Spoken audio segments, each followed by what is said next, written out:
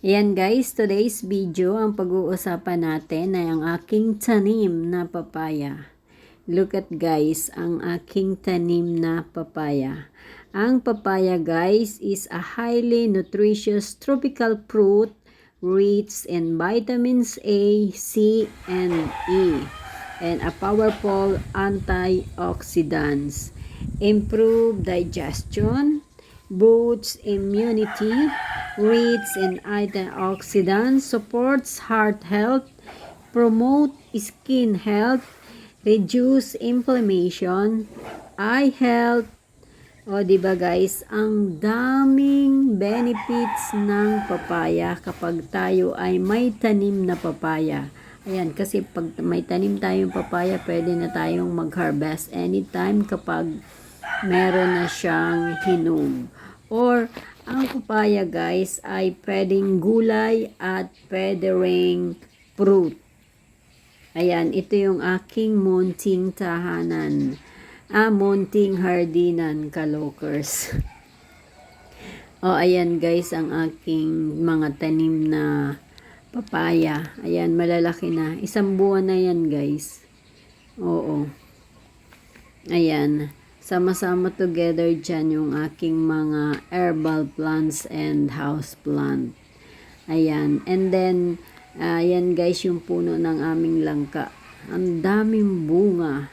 Ayan, siguro mga 13 pieces sa isang puno. Isang puno lang yan guys.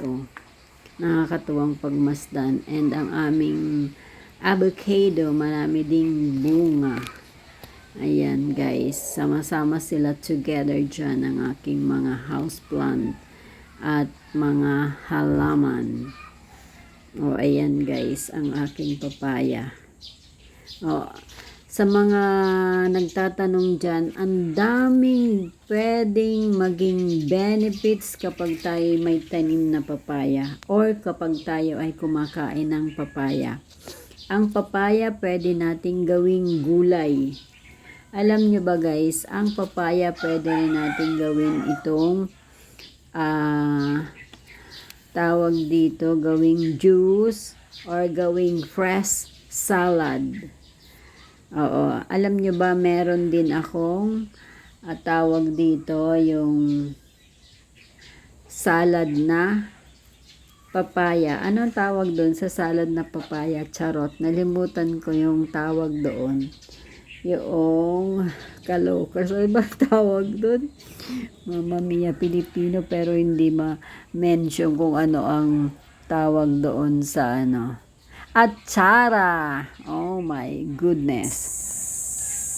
Ayan guys, meron din akong atsara. Ayan, gumagawa din guys ako ng atsarang papaya.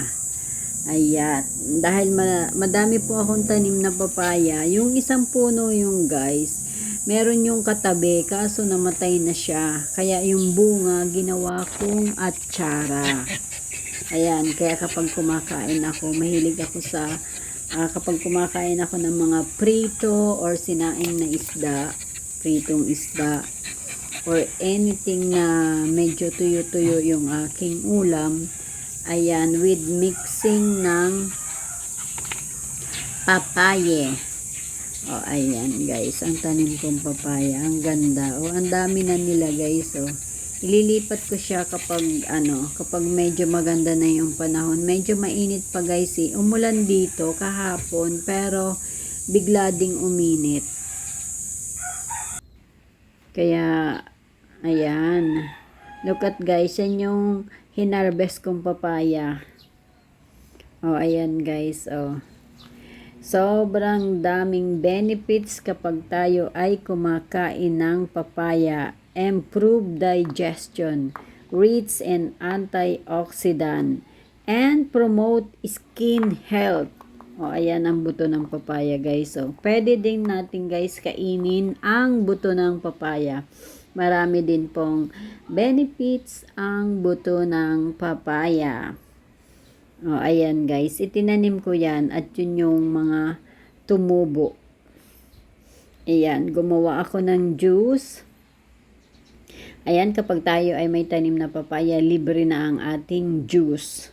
'Di ba? benefits, another benefits ng papaya. Eye health. Ayan. And ang papaya guys, pwede ding gulay. Sinasahog natin ito kapag tayo ay nagluluto ng tinola. Ayan, sa mga Pilipino, kahit sa ibang parte ng buong mundo kung saan man sila nagtatrabaho, talaga namang kapag nagluluto sila ng tinola, hindi yan masarap kapag walang papaya. Ayan. At ang papaya guys, ngayon maraming product from papaya. Yung papaya soap, ayan, isa sa mga nagpapaganda ng ating kutis. Ginagamit ko rin guys ang papaya soap para manatiling maganda at makinis ang aking kutis.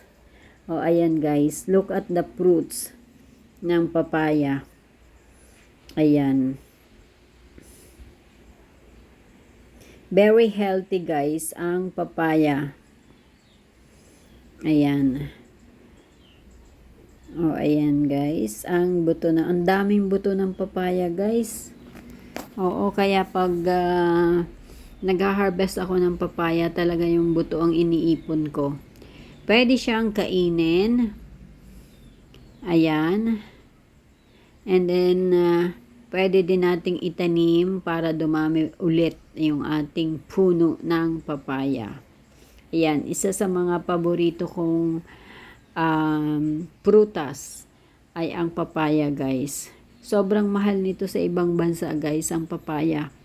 And hindi ganon kasarap kapag bumibili ka sa supermarket. Kapag ikaw ay may sariling tanim, fresh na fresh, very healthy, and delicious, very organic.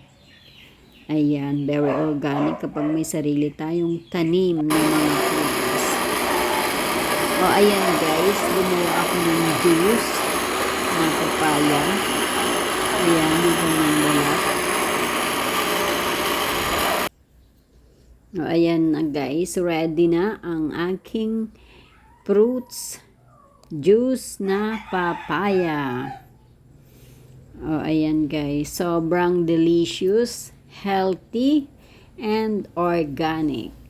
Ayan, sa pag-prepare ng juice ng papaya, ang sahog lang yan guys, ay hindi po ako naglalagay ng sugar. Ang nilalagay ko lang yung gatas na condensed milk. Kasi yung condensed milk, meron na siyang tamis, matamis na siya. And yung papaya guys, may sarili na ding tamis. Ayan guys. Ang aking puno ng papaya. Ayan guys, sobrang daming bunga niyan. Ayan na ang kanyang mga kids. Yung buto na itinanim ko, ayan na guys. Later, kapag medyo maganda na ang panahon, ayan, ila-line up natin sa paligid ng ating bakuran. Ayan guys, very organic and super delicious. Ayan, maraming benefits kapag tayo may tanim na papaya. Ayan guys, yung mga OFW somewhere out there, ayan, bihira lang silang makatikim ng papaya kasi hindi sa lahat ng lugar o lahat ng ibang bansa merong nabibiling papaya. Bihira lang po. Ito ay nabubuhay sa tropical Asia, like for Philippines, and then somewhere in India, sa mga tropical zone. Ayan, sa maiinit na lugar nabubuhay ang puno ng papaya. Pero guys, nung nasa ibang bansa ako, nagtry din talaga akong magtanim ng papaya. Pero nabuhay naman siya as a seeds or naging papaya talaga tree siya. Pero hindi na lumaki. Kasi nga hindi niya kayang maano yung lamig. Oo, hindi siya pwede sa malamig na panahon. O, ayan guys. Ang aking munting hardinan. O, ang dami ko kasing isinabog dyan na na papaya. Tumubo siya. Dinidilig-diligan ko lang siya araw-araw. Ayan. Ayan, ililipat natin later kapag maganda na yung panahon.